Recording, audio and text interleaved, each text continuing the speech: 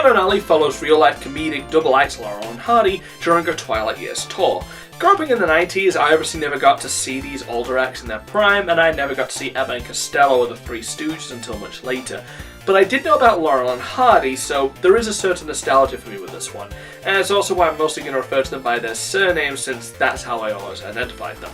Stan Laurel, played by Steve Coogan, comes across as something of an egotist, being the lead writer and the one pushing the pair to continue working, despite Ollie's failing health. It forms the basis of the relationship and makes the fact that he enjoys hanging around him and cracking jokes play into this much more complex relationship that ultimately makes the goofing around feel much more genuine.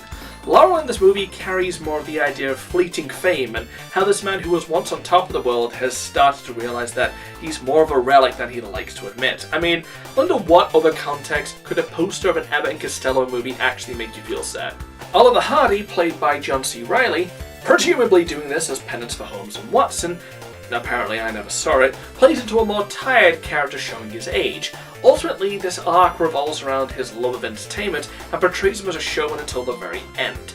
In contrast to Laurel, who can still perform but isn't as popular as he once was, Hardy shows this side of someone who physically can't perform due to the series of poor lifestyle choices, but he still shows that he likes to entertain, waving to people with his tie and such, but it's clear that for the majority of the film, it's Laurel that's pushing them to make these jokes, even when Hardy just can't do it anymore, but also can't bring himself to say that he can't. Reilly apparently had a lot of makeup done to get Hardy's build right, and the effort really pays off on screen, and it's a very convincing job. The supporting cast are also well handled. The wives, played by Nina Arianda, which I'm probably mispronouncing, and Shirley Henderson, which I'm pretty sure I'm getting right, have a lot of personality and even form their own sort of double act. Both can be critical of the other's partner, but they also seem to love their husbands, and there's this sense of caring between all four of them. Again, like with Laurel's character, the criticisms and even hard feelings are played off well against the loving moments, and make these relationships feel much more three-dimensional. Rufus Jones plays the manager organising the tour, and he also brings a lot of personality with his car salesman delivery.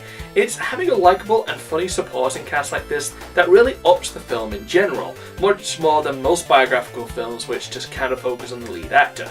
The movie also has a comedic atmosphere, through Stan and Ollie rehearsing, putting on a show for people they meet just along the way, and sometimes just things happen by accident. It takes it from simply any other biopic on a celebrity, and it helps it feel more like a loving tribute. I don't really know how much of an impact the duo made on Reilly or Coogan as actors, but it certainly comes across that they admired them, from the speech patterns to the mannerisms. They really captured their on-screen personas well. And like I said, it also comes from our supporting cast too. It ultimately feels like it sells the drama a lot more, because by the time the heavier stuff sets in, we already like these characters and want to see them happy again. So in conclusion, Stan and Ollie is led by two great performances, backed up by a funny supporting cast and more humour than you typically get from this sort of film at this sort of season. So all in all, it's a 9 out of 10.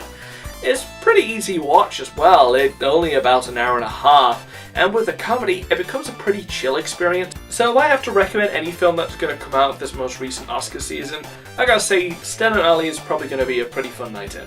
Take care now, bye bye then. If I had any sense, I'd walk out on you. Well, it's a good thing you haven't any sense. It certainly is.